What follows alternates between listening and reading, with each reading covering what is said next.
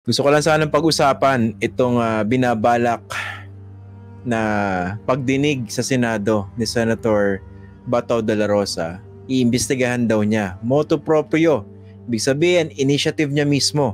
Hindi kailangan mag-file ng resolution kasi yun po yung normal na proseso sa Senado. Diyan po sa legislatura. Para mag-conduct ng isang hearing in aid of legislation ng isang komite, dapat merong isang magka-file ng resolution. Pero mukhang napaka-urgent itong kanyang binabalak. Mukhang naaatat itong si Senator Bato de la Rosa. So motu proprio, at least based sa kanyang mga pronouncements at saka sa mga news reports, binabalak niya na po mag-imbestiga.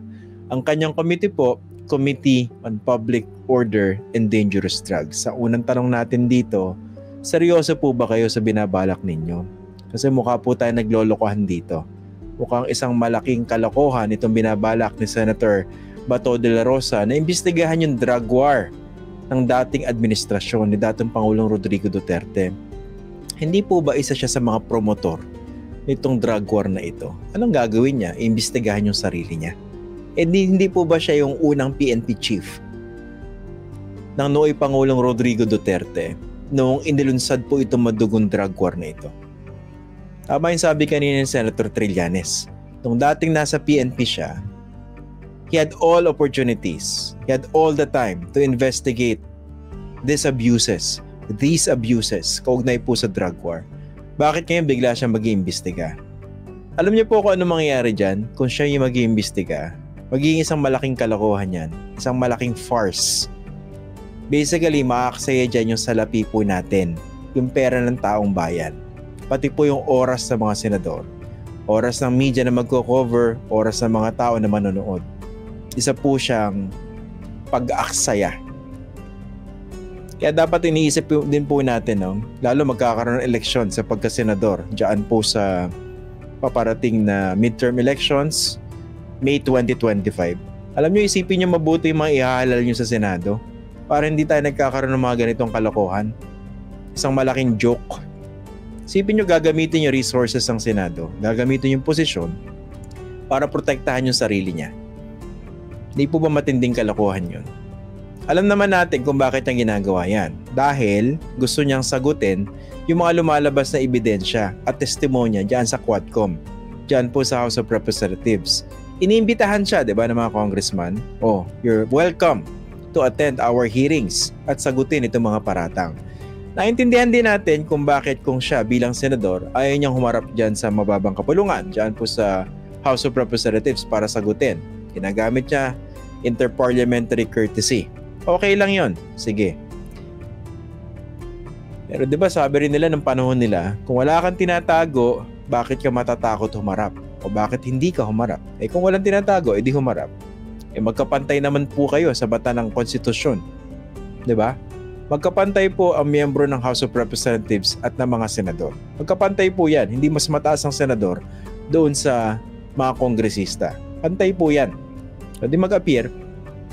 Ang problema rito, dahil ayaw niya mag-appear doon at tumalabas yung mga ebidensya against him, napaparatangan siya ng mga seryosong paratang, gagamitin yung kapulungan ng Senado para protektahan yung sarili niya. Anong kalokohan yun?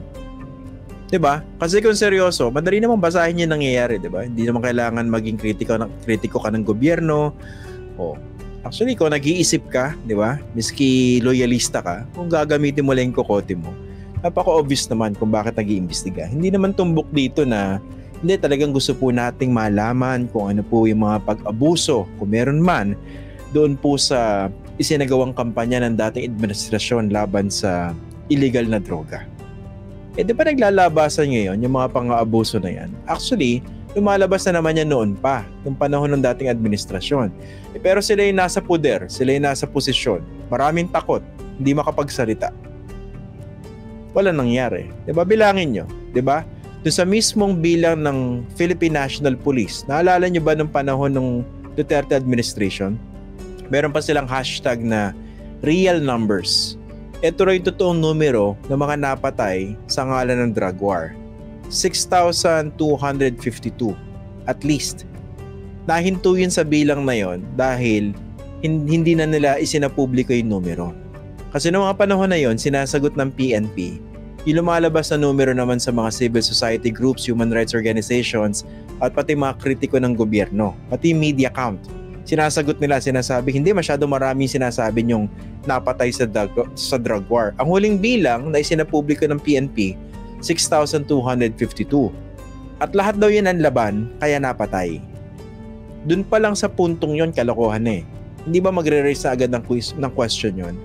Tanggap natin na sa isang operasyon, maraming mapapatay, pwedeng mapatay. Dahil mayroong manlalaban. Pero lumalabas yung mga ebidensya na hindi lahat yun ganun eh. Pero para sabihin on face value, hindi lahat yan ang laban. Alala ko yan eh, kasi dati na nasa ANC pa ako, nakausap ko dyan yung nooy Communication Secretary Martin Andanar. Actually, sila ng staff niya ang nag-volunteer para mag-guest doon sa programa namin sa ANC noong time na yon. Kasi nagpo-promote sila ng kanilang documentary. So sabi ko, go, walang problema. Pero syempre, I would ask my questions. Sabi ng staff niya, go, sige, no problem. Isa yun sa mga pinag-usapan namin kasi binibida ng documentary na yon yung drug war. Yung mga boating na idulot. Di umano. Syempre, it was also meant to sanitize the issue para protektahan yung administrasyon. Understandable yun kasi siya yung communication secretary ng panahon na yun. Pero nung napag-usapan namin, sabi ko, hindi ko na matanda exact words, no? Pero naging isang bahagi ng interview namin on live TV. Sabi ko, do you honestly believe na lahat yan ng laban kaya pinatay? Anticipated ko rin sagot niya eh. Syempre, may presumption of regularity in the performance of official duties ng mga nasa gobyerno, given na yan. Pero honestly, kayo ba mismo, tinatanong ko kayo, maniniwala ba kayo na 6,252 lahat yun napatay dahil ng laban? Ngayon, balik tayo rito sa binabalak na investigasyon ni Senator Bato de la Rosa. Bakit ngayon lang? Kung talagang seryoso kayo na gusto nyong malaman yung punot dulo at katotohanan dyan. Actually, hindi naman kailangan na investigasyon ng Senado. Hindi naman kailangan aksayahin yung resources ng gobyerno, ng taong bayan para malaman yung totoo. Di ba, naging parte kayo ng gobyerno ng panahon na yun. Dati kayong PNP chief, hanggang ngayon close kayo kay dating Pangulong Rodrigo Duterte. You have access to a lot of information. Kung katotohanan ng pag-uusapan, pwede nyo ilabas. Di na kailangan mag-Senate hearing. Bakit pa tayo maglolokohan sa Senate hearing na yan? Yun lang. Gusto ko lang magsalita. Kasi minsan, pag masyado ng kalokohan in your face, grabe yung pang-iinsulto, no? Hindi ba kaya na-insulto sa ginagawa sa atin ng ilang mga leader natin? Harapang pambabastos na para protektahan yung sarili nila. Ito naman yung apela ko rin sa mga kapatid natin sa media na wag naman masyadong yung pagtatanong napaka-naive, no? Imbitahin po ba si dating Pangulong Rodrigo Duterte? Ano po ba yung balak nyong malaman dito sa binabalak nyong investigasyon? Hindi ba ang tanong doon, paano nyo gagawin yung investigasyon? Sarili nyo yung involved dun sa drug war dahil PNP chief kayo. Hindi ba dapat yun ang una natin tutumbukin? Ang point ko lang, hindi natin dapat binibigyan ng free pass yung mga ganyang opisyal ng gobyerno. Again, I have nothing personal against Bato de la Rosa. In the few occasions na nakasalubong ko in an event, actually, naman siya, yung pagtitignan mo lang siya, nakakatuwa, di ba? Yung character, di ba? Ang pinag-uusapan natin dito, yung ginagawa niya bilang isang public official. Yun po yung tutok natin dito. Kaya yan, let this be a lesson to all of us para mas pumili ng mas maayos na mga kandidato sa darating na eleksyon. In particular, dyan sa Senado.